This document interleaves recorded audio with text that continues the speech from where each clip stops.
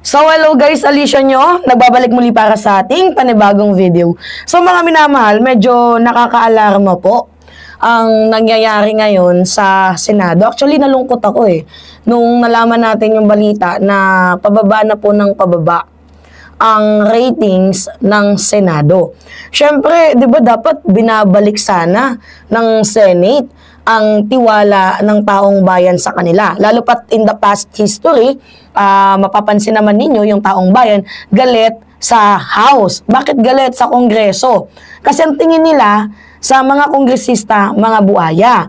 Pero nagulat ako kasi first time in the history na mas mataas pa po ang ratings ng House of Representatives. Salamat nga pala dito sa pangangalaga ni House Speaker Martin Romualdez, 'di ba? Mas mataas ang ratings ng House of Representatives versus sa Senate. 'Di ba? O, tingnan niyo 'to mga minamahal. The ratings of the Senate has never been this low. Much less, even lower than the House of Representatives. Para makabawi, never repeat what happened to the budget last year. And listen to more the cries of our people. Ganito kasi yun First time din kasi, to be honest mga minamahal, sa Philippine history, actually first time na ngayong nangyari na mababang ratings ng Senate, tapos nasundutan pa na ang ating Senate President ay pumupunta, 'di ba, sa BICAM. So sana man lang ma-challenge accepted sana, 'di ba, yung mga public officials sa open bicameral. Kasi para alam din, updated ang taong bayan kung saan ba mapupunta ang budget. Sa BICAM pa lang sinisiyasat na bago maging GAA. Kasi kapag alam yan ng mamamayang Pilipino, yung walang closed door, syempre nandoon na din yung tinatawag na transparency. Diba? Nandoon yung accountability and hoping sana na hindi takot. Diba mga minamahal, ang mga public official dyan sa hamon ng ating tawag dito, 20th Congress sa ating House Speaker na si House Speaker Martin Romualdez sa kanyang china-challenge na open,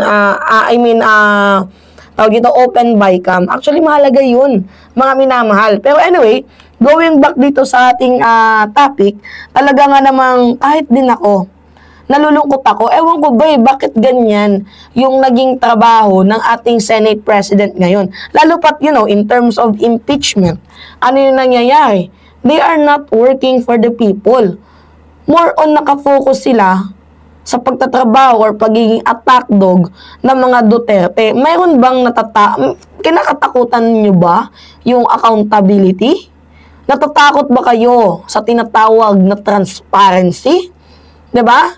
Mga minamahal, or else baka yung ibang mga senador, 'di ba, na gustong bumoto para ma-archive ito nga pong impeachment complaint laban kay Vice President Sara Duterte. Maybe sa aking naamoy, involved ba kayo sa nakawan? Nagtatanong lang, mga minamahal. Only 4? Can you imagine that 4 lang ang nanindigan? Sino yung 4 na yon? Si Senator Risa Hontiveros, si Bam Aquino, 'di ba? Si Kiko Pangilinan, si Tito Soto.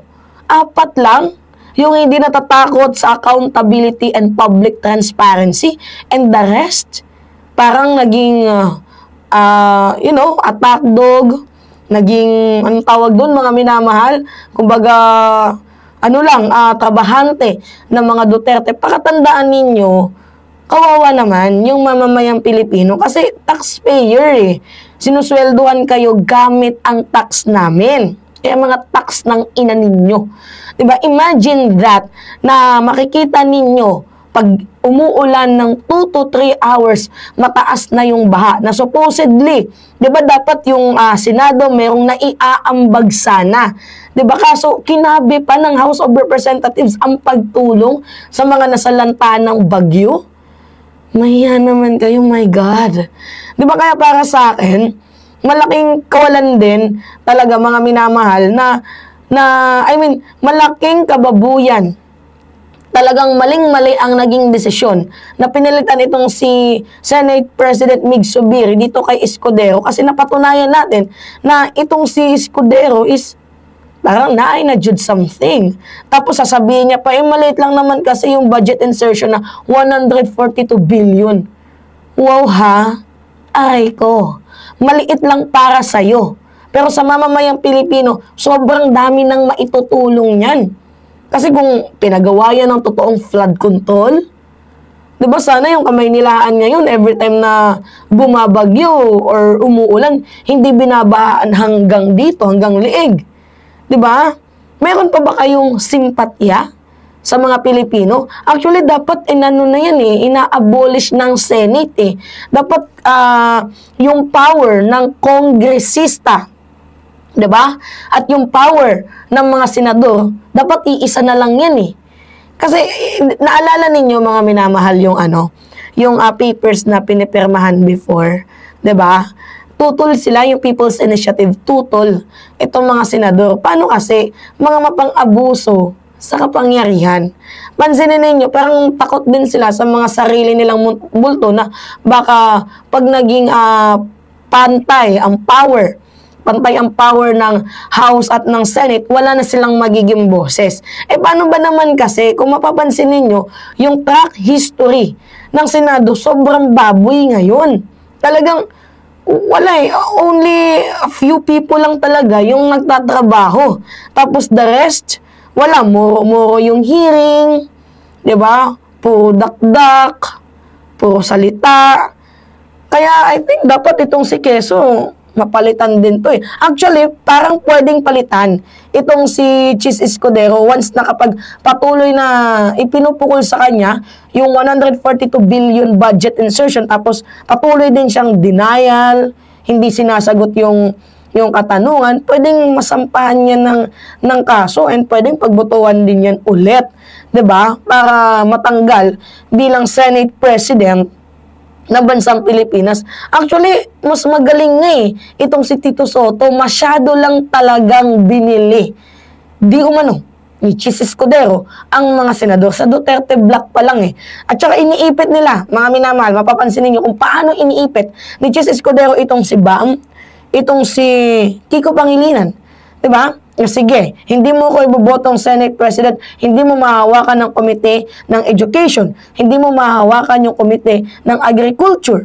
Pansinin ninyo yung panggigipit na ginagawa ni Senator Chis Escudero. And ngayon lang din ako nagtaka na inappoint niya sa pinaka seryosong komite, tawag dito mga minamahal, katakot-takot na komite, itong si Rodante Marcoleta sa Senate Blue Ribbon Committee na kung titingnan ninyo din mga minamahal yung mga history, wala pang naging senador na isang term pa lang. I mean, hindi pa nga umaabot ng isang taon di ba? Kakapasok, freshman pa lang na naging senador na ilagay na agad diyan sa posisyon na yan. Kasi kung titingnan ninyo yung mga dating naging yung humawak ng Senate Blue Ribbon Committee, halos umabot ng 3 terms, 'di ba? Umabot ng madaming taon na naging senador. Tapos si Marcoleta, kakapasok pa lang ibinigay na agad sa kanya. Ngayon, paano na yung accountability and transparency? Mukhang magiging protector pa ata ng mga corrupt public official itong si Senator Rodante Marcoleta. 'Di ba? Anyway, nakakalungkot lang, to be honest. And saludo ako dito kay Tito Sotto dahil naninindigan, tumitindig, tumataas yung kanyang paninindigan na dapat sa publiko natin, ipakita natin sa mamamayang Pilipino na tayo ay hindi takot, di ba, na maging transparent sa kanila. And syempre, yung sa nangyaring, yung sa impeachment na yan, talagang pumutok yung pangalan ni Senate Minority Leader Tito Sotto na talagang tapang at tao to. Actually, hanggang ngayon, siya yung natin yung multo. 'Di ba? Multo natin na what if kung siya yung naging Senate President. 'Di ba? Alright, mga minamahal, yun po. Anyway, it's me again, Alicia nyo. Nagbabalik muli para sa ating panibagong video.